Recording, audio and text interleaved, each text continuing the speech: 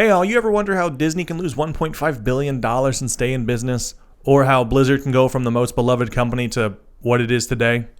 Let us tell you. Welcome to the Nerd News Podcast, starring Tyson Cox and Tyler Waltz. Hey everybody, welcome to Nerd News. I am Tyson Cox, and join me as always is... Tyler Waltz. And I believe, Tyler, you're wanting to talk about Disney today, right? Yeah. I'm assuming you guys saw our intro. We were going to talk about Disney. Disney has posted a $1.5 billion loss. Pocket change, baby. Yeah, which it's crazy because the thing that I primarily wanted to talk about is the fact that so many people see that headline and they immediately think, whatever their not stereotypical, that's not the right word, whatever their concept of Disney and what Disney's doing, it's immediately either enforced or it goes against it. Yeah. Because we've heard the saying so often, go woke, get broke. So often that a ton, and I mean the vast majority of people that are reading this article and our commentators on the nerd space are saying this is just another example of go woke, go broke because of all the content that they're publishing. Yeah. I mean, they lost what? You said it was $1.5 billion? $1.5 billion. That was their streaming loss. Which that's more than some nations. Yeah. More than most GDPs. Yeah.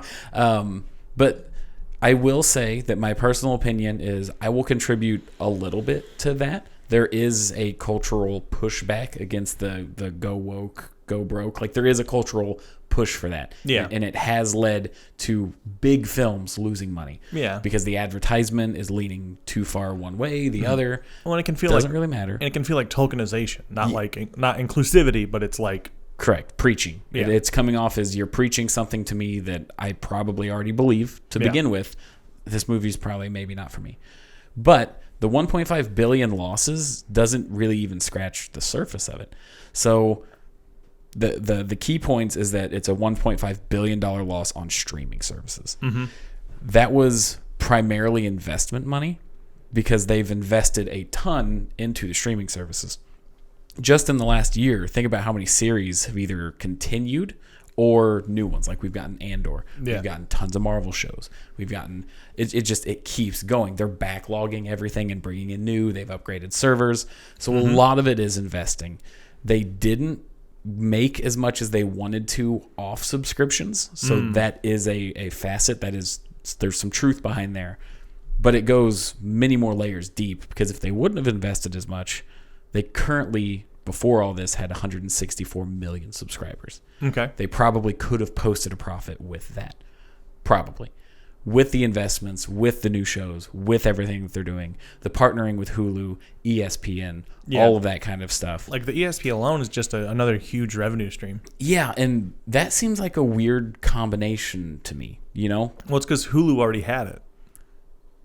Oh, right. Hulu did already have it. Okay. Because the only thing that I could think of is we'll get Disney Plus.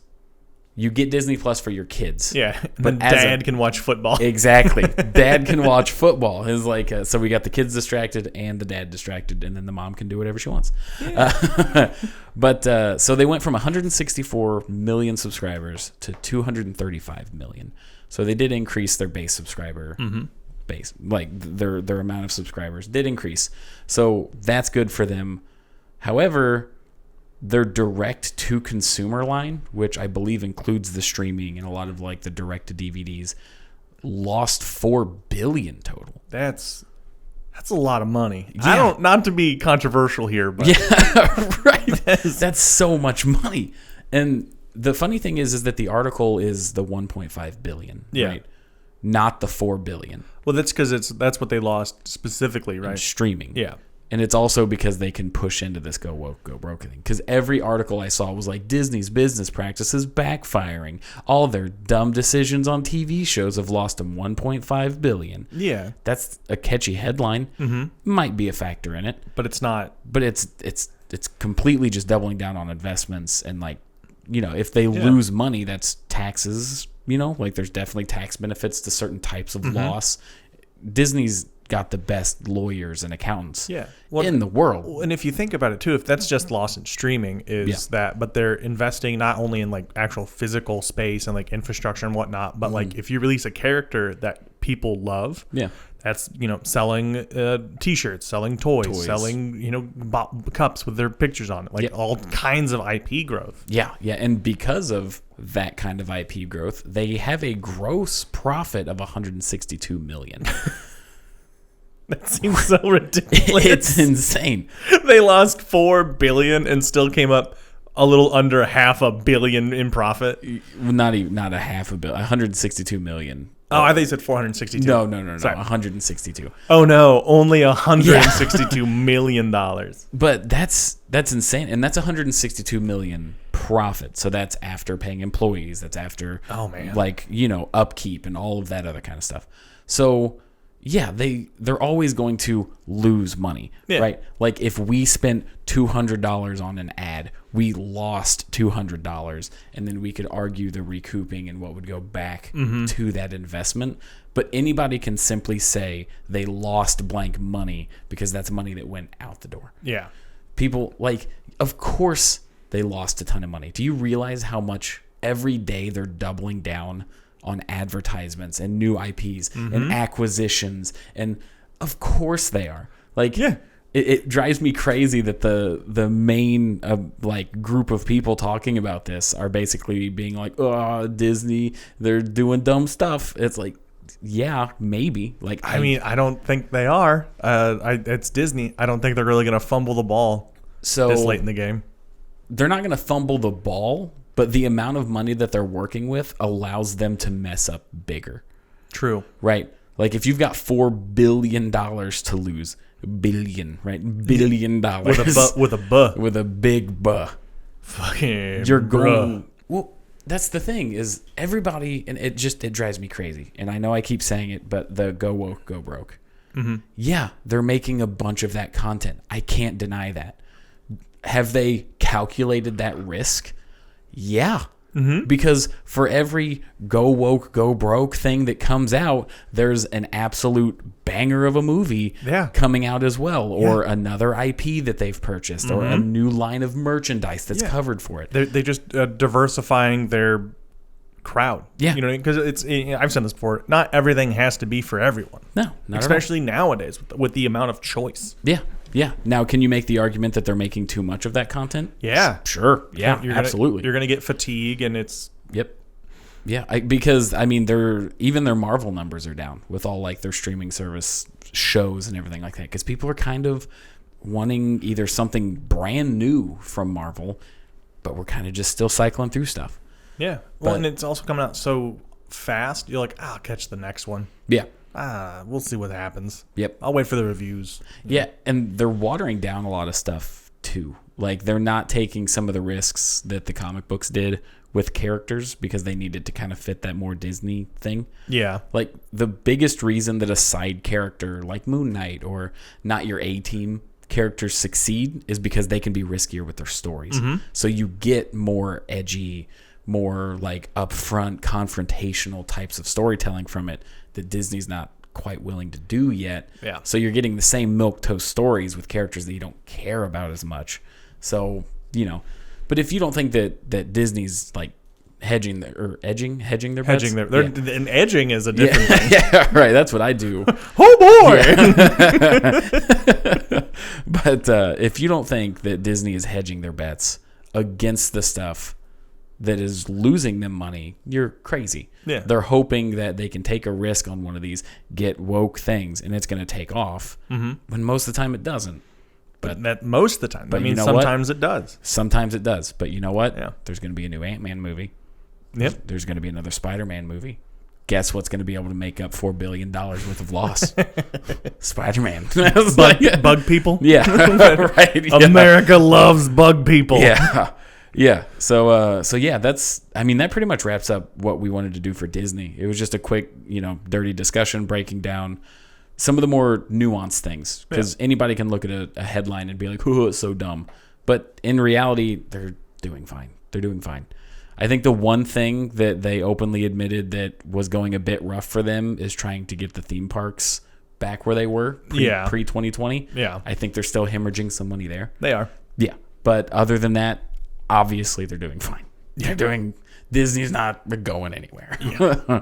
But yeah, I think after this, you wanted to talk about some Blizzard stuff. Yeah. I've been a Blizzard fan for a while, so catch us after the break. And if you enjoyed us, make sure to like, subscribe, share, tell a friend. If you leave a 5-star rating on iTunes, we will read it. We will on air. Yep. So with that, go ahead and get a glass of water. We're gonna go take a break. We'll be right back. Hey everybody, welcome to part 2 of the podcast. Make sure you like, comment. Just tell us what you think. We love to hear your opinions. And with that, let's go ahead and get started. Tyson, you wanted to get us going on Blizzard. Yeah. So Blizzard, for a lot of people that may not have known what's going on a little bit behind the scenes at Blizzard, Blizzard is a company that has been around and has been a staple for years and years and years. Long time. Classic games. Diablo, Diablo 2, Warcraft, StarCraft, World of Warcraft. It is a lot of crafts. A lot of crafts. They're a craft company. They're real crafty. Yeah. Really just pushed Hobby Lobby out of the market. But it's this monolith, and it's a staple. And even recently, they had Overwatch and all these other like really, really good games. But it seems to be in recent years that they're really dropping the ball with a lot more behind the scenes, more nefarious, seedious. That's not a word. No, it can be. It is now. I mean, if Dr. Seuss can make up words, we can. Heck yeah.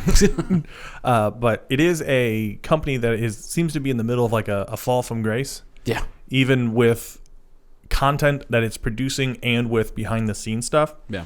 So I just kind of wanted to just touch on a couple of things that are, especially more recently, like we on our shorts, we've knocked Blizzard a bunch because it's honestly it's like the gift that keeps on giving for us, because Overwatch 2 was this huge debacle. Disaster. They did things where they were like, no more loot boxes, but it's because they're doing battle passes. Yeah. It's like every time they do something, you're like, oh, that's great. You look into it a little bit more and you're like, well, that's not good. Yeah, it's the very stereotypical like meme / joke where it's like one hand's giving you flowers, but when you zoom out, the hand behind the back has a knife. Yeah. Kind of thing. They're testing grounds to see what they can get away with. Yeah, and they do a lot of like ask for forgiveness. Yeah. Like with Diablo 2, you couldn't play the game if you had a prepaid phone. Yeah. Which is targeting people that can't afford. Was that Diablo 2 as well? Or was that Overwatch? No, that was Overwatch 2. Oh, Overwatch. Okay. Yeah, so Overwatch was it was, and then when people got mad, they're like, "We're sorry, yeah, our bad, whoopsie toodles," and then they fixed it, which means they had the ability to do that the whole time. And then even a little bit before that, with Diablo 3, they had a market. Did you ever mess with that at all? No, honestly, I have not really been into Blizzard much at all. Mm-hmm. For me, Blizzard was Diablo 1 and 2. That's really all not the remake. Yeah. Like, I've not been a Blizzard. I was never into MMOs, so Warcraft and all that stuff wasn't really my style. Yeah. So for me, it's always just been outside information. Well, this is a company that I grew up on. Like, I played a bunch of those games, StarCraft. I played World of Warcraft for years and years and years. Like, I was in raiding guilds that I took up a large portion of my life. But with Diablo, they had a market come out, and it seemed really cool because you could sell items for real money, and you could earn like money to use in game. It was a very interesting system, but the way they implemented it was initially very clumsy. It was sort of broken, and then on top of that, they did things that were like they would take a cut out of it. Okay. Which is weird because you buy the game already and then you do all the work to get the thing, and then they facilitate it by taking a cut of the money out of the game you already paid for. Yeah, I still kind of get it. I kind of get it. I'm not upset yet. Yeah. You know? But so here's where the issue starts to come in. They didn't have a good system for like if you wanted to get a specific item, like with a specific role, okay, that you'd have to like sludge through it, or if it wasn't there, you'd have to get on the forums, and then you have to do outside game stuff, and you have to really trudge through. And then on top of that, it was not the most secure system. Okay. So because players were figuring out that Blizzard was their marketplace was kind of janky, so what they did was they'd go to the forums, and then they'd have someone be like, "Oh, I have this item," and the guy's like, "Oh, I want that item," and then instead of having it go through the game, they'd Venmo them or PayPal or use their credit card. Just got scammed. Yeah, and you got scammed. They stole your stuff, stole your credit card information. And so that's like just sort of like the bad implementation on it. But like you can get a little bit deeper in it, and they have like a lot of things that are kind of ridiculous. Where like Blizzard announced that they're changing the way their forums worked, which required users to use their real names. Okay. So there's a funny argument about using the real names thing. There's good and there's bad. I do think the bad outweigh the good. Yeah. The good argument, and it's funny, people are just going to ignore the everything. They're just going to latch onto the good that I say. The good part of it is that if anytime you require a real name, it creates a bottom level of like honesty. Yeah, it removes the anonymity, so you can't just say whatever. It leads to a bit more security. Yeah, it keeps it from turning into 4chan. Yeah, yes, but I will always take anonymous and more freedom in action than security. So I'm all for the other side. But here's the issue. They had employees post, like, they're like, hey, no, here's my real name. I have no problem. This is a great system. Yeah. But they didn't have enough security in place that immediately people are like, here's your phone number, here's your address, here's your social security number. Of course. Immediately. Exactly. To me, the requiring the actual information thing is a good idea on paper. Yeah. But implementing it in the Wild West that's the internet is impossible. No. And that's sort of the stuff that's going through with the forum change. Yep. Like I said, there's a ton of things. Like there's a player named Blizzchung. He was banned for speaking out against the Hong Kong during the Hong Kong riots. He was banned for speaking out, and they said this. The reason he got banned is anyone who brings themselves into public dispute, offends a portion or a group of the public, or otherwise damages Blizzard's images. That's why they got banned. Okay. He got banned. The two people on the stream he was on, they got banned. Yep. The dude lost all of his winnings up to date and got banned for a year. That's rough. The winnings up to date is just horrendous. Like that's rough. But then they later, when people are like, hey, that's kind of sus. Shitty. Yeah. Huh. The Blizzard then flipped it. So again, it's as soon as they got pushback, they're like, oopsies. Yeah. Then there's a StarCraft lawsuit where they were collecting users' data from their computer without permission. Okay. That's like base level. You don't do it. Yeah. Like that's Blizzard. Sure. All right. Then Founder Electronics infringement lawsuit. They were using a typeface illegally. A what? A typeface. I'm not sure if I get what you're saying. Like there's Comic Sans, Arial, Times New Roman. Okay. They used one for, I think it was a StarCraft game, but they just stole someone's thing, and then they got sued, and they're like, all right. Honest mistake. Honest. And that's like the lighthearted stuff. There's a little bit more. I don't want to be trigger warning, because like for over a year, Activision Blizzard employees have been protesting the company's poor handling of ongoing sexual harassment lawsuits. Yeah. And for 2 years, the California Department of Fair Employment and Housing had been investigating Blizzard for gender bias, discrimination, and sexual harassment. Right.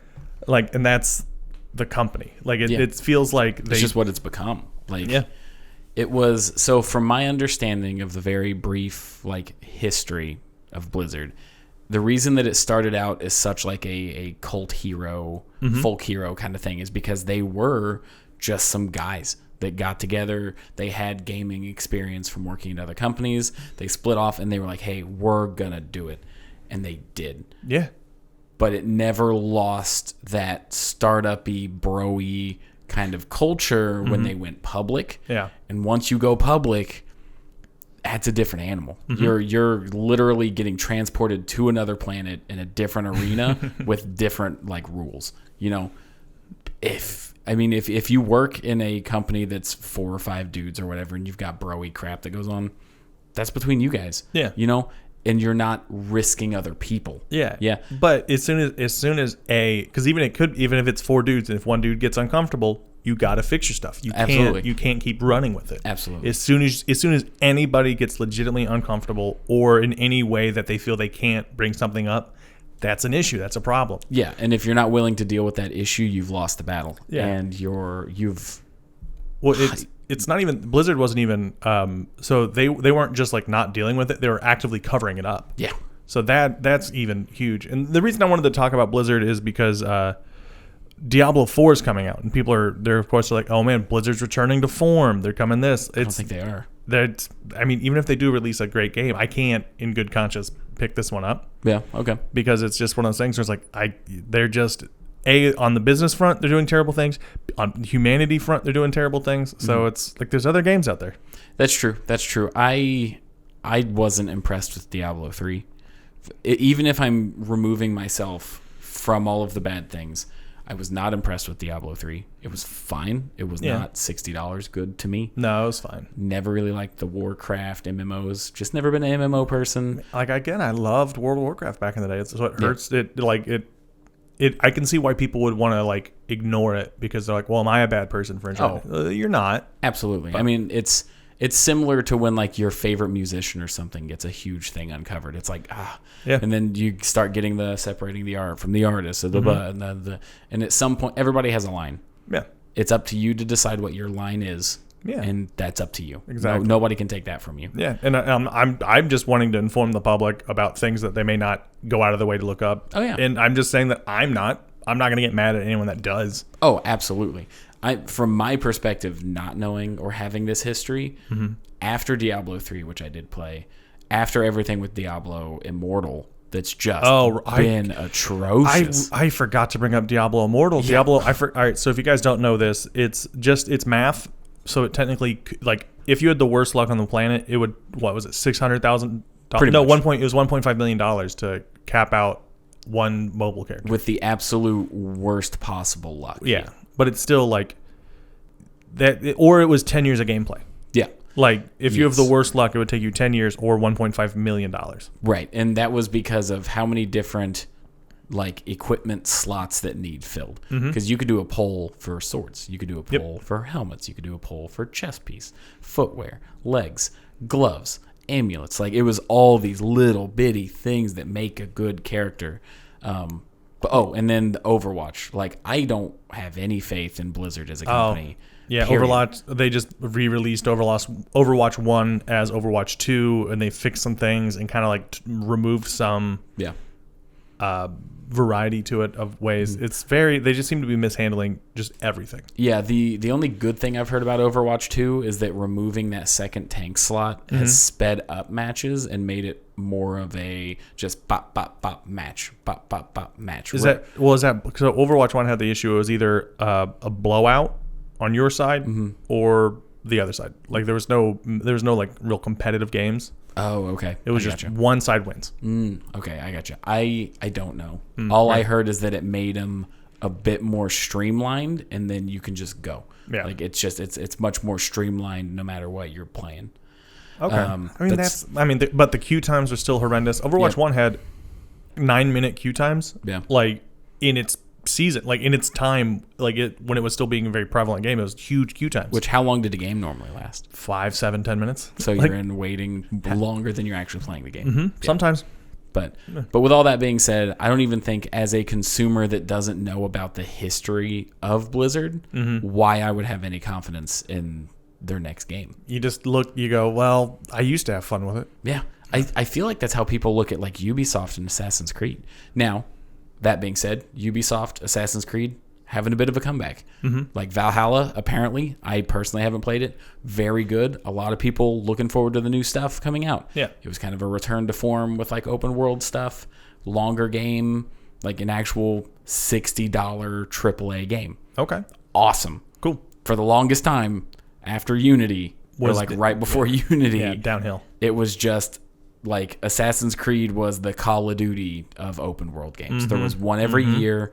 They changed feathers to books to whatever to pad out the timing. Yeah. So I'll give Ubisoft that, but I think Blizzard's just they're a cash cow now. Yeah. Like, why would they care about being revolutionary and what they were when they don't need to be anymore? For them, this is now we have to appeal to stockholders. Oh, yeah. You know, like we could try this new IP and this new thing that might be the next Warcraft. Or we could guarantee a 3% stock increase, make the investors happy, and crank out another insert cash cow that's going to get bought anyway. Yeah, which is unfortunate. Yeah. Yeah. But I think that's about all the news on them. Otherwise, it would just be us speculating and just starting to complain to each other. So yeah, hey guys, thank you again for listening. We have a poster up on the wall for our Live Play D&D show, January 18th at the White Rabbit Cabaret. So if you are in town, if you're in Indianapolis, come watch us, me, Tyler, Kevin from the Watchmen episode, Brian from our intro. We're gonna have Mo on our podcast here soon. We're gonna all be playing a really great, fun game of D&D live. It's gonna be great. Audience. It's gonna be very audience like participation. We're so excited to be able to do something. Yeah, like we're this. gonna be doing giveaways, all kinds of stuff. Like we're very excited. Another quick follow-up announcement: February 3rd, if you are in the Indianapolis area, we also have a traditional stand-up comedy type of show at Circle City Comics. If you are interested in Magic the Gathering, it is to release the Phyrexia. Phyrexia. Phyrexia. Nerd. My bad. Phyrexia. All will be one. All will be one. You'll get a free pack if you get a ticket. You can check us out and stay posted for tickets. We plan on doing a lot more live events, and we're just getting the ball rolling. Oh yeah. So if you guys know a comic shop that's within a reasonable drive, we'll throw a show on. We'll do it. Absolutely. We got all the equipment. We love doing this.